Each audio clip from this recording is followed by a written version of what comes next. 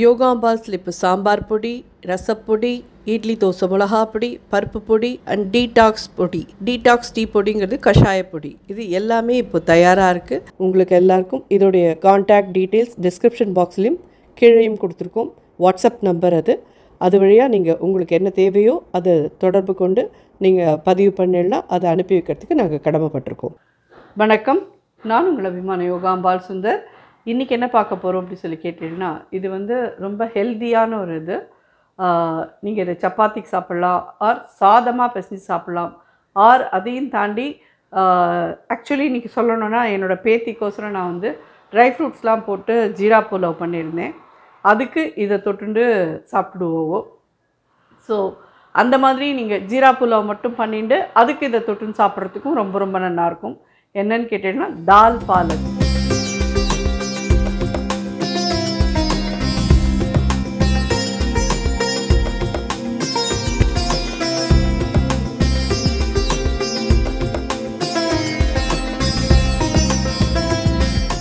தால்னா ஒரே ஒரு பருப்பு இல்லை, இது துவரம்பருப்பு, இது பயத்தம்பருப்பு, இது மசூர் தால்.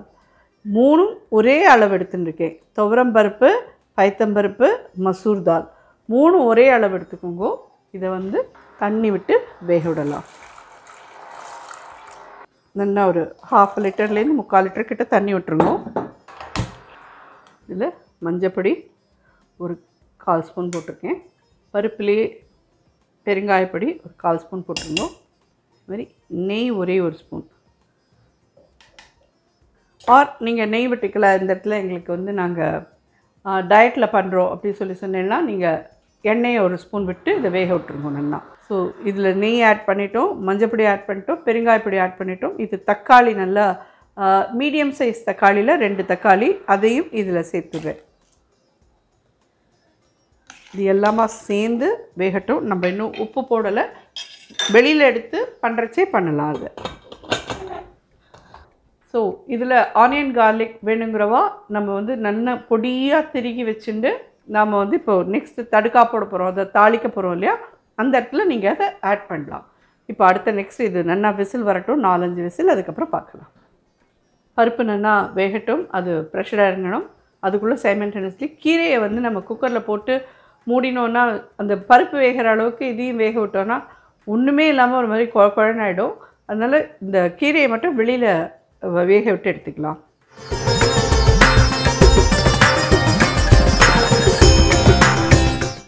மூணு ஸ்பூன் கிட்ட எண்ணெய் விட்டுருக்கேன்.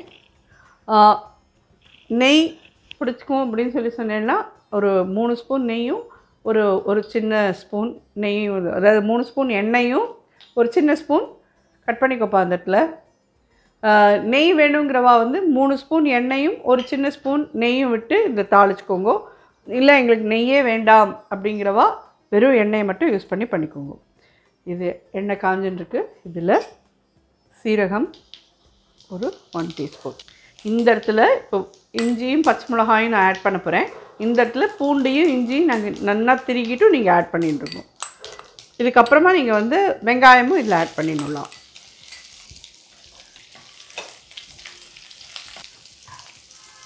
இந்த இதில் இது ஒரு கட்டு கீரை அப்படியே போட்டுருவேன்.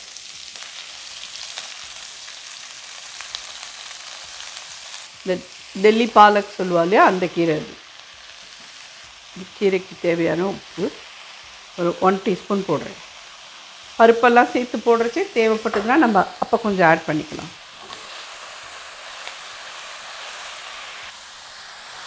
இந்த கை தண்ணி விட்டு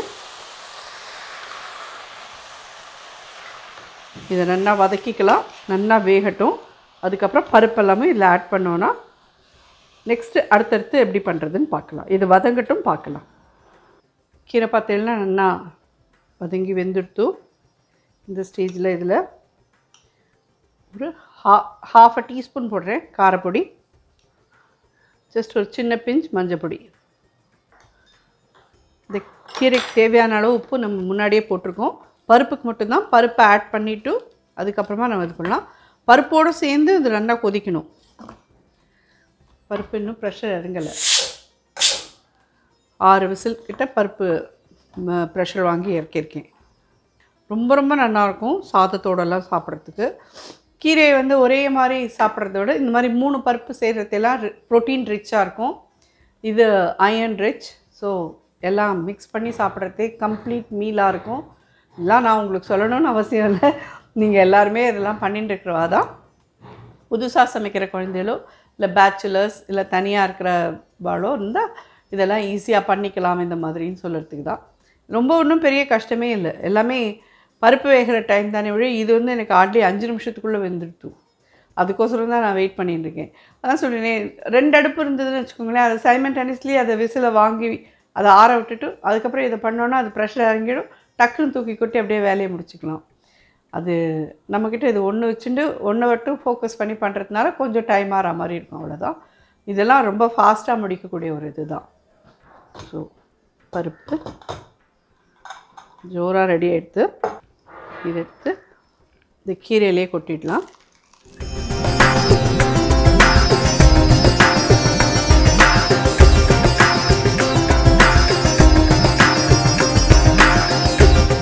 இப்போ இந்த பருப்புக்கெல்லாம் தேவையான உப்பு இதில் ஆட் பண்ணிடலாம்.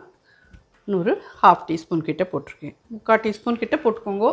அதுக்கு மேலே அது கீரைன்றதுனால உங்களுக்கு உப்பு தாங்காது. ரொம்ப கன்சிஸ்டன்சி அதே மாதிரி உங்களுக்கு எந்த அளவு திக்னஸ் வேணுங்கிறதுக்கு தகுந்த மாதிரி பார்த்துக்கோங்க.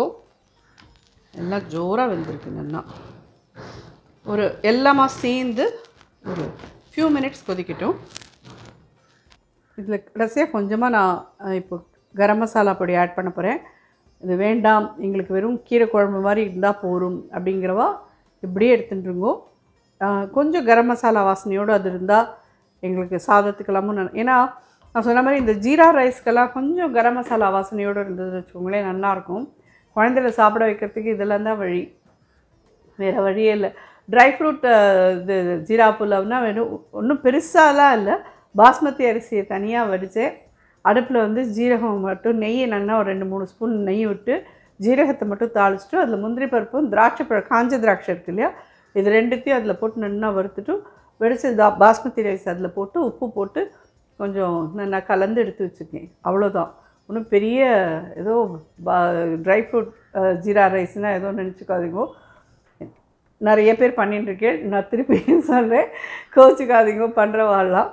So at the same time இதில் வந்து நீங்கள் யாரெல்லாம் பூண்டு வெங்காயம் வேணும்னு நினைக்கிறீங்களோ அவள் எல்லோரும் நிச்சயமாக இதில் ஆட் பண்ணி பண்ணுங்க.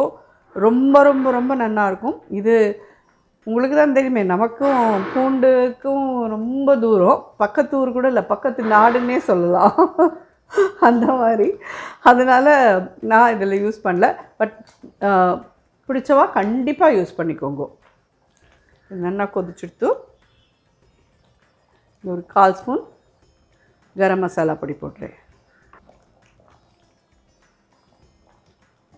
ஸோ இது இதோட முடியல, 2 மினிட்ஸ் கரம் மசாலா பொடியோடு கொதிக்கட்டும். அப்புறம் இறக்கி வச்சுட்டு நான் வந்து 1 ஸ்பூன் நெய் விட்டு அதில் வந்து காரப்பொடியை வறுத்து இதில் போட போகிறேன். அது உங்களுக்கு பிடிக்கும்னா அது மாதிரி பண்ணிட்டேன்னா இன்னும் கொஞ்சம் ரொம்ப அரோமேட்டிக்காக ரொம்ப ரொம்ப நல்லாயிருக்கும் அது. ஸோ இது பார்த்தீங்கன்னா இது ரெடி ஆகிடுத்து. இதை இறக்கி நல்லா ஜோராக ரெடி ஆகிடுது. பார்த்தீங்கன்னா இது ஆறித்துனா இன்னுமே திக்காயிடும்.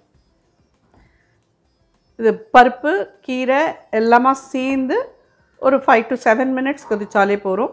நல்லா ஜோராக ரெடி ஆகிடும். இதை இறக்கிக்கலாம்.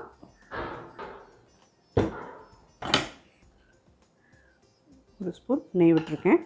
கண்டிப்பாக எலும்பிச்சம்பழமும் இந்த மாதிரி ஒரு மூடியோ இல்லை ஒரு பழமோ உங்களுக்கு எவ்வளோ புளிப்பு தேவையோ அதுக்கு தகுந்த மாதிரி தாளித்து கொட்டிட்டு அதுக்கப்புறமா யூஸ் பண்ணிக்கோங்க.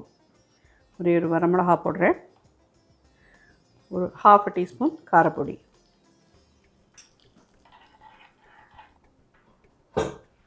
ஜீரகம்லாம் முன்னாடியே தாளித்து கொட்டியிருக்கோம். ஸோ இதில் எதுவுமே வேண்டாம், இது மட்டும்தான்.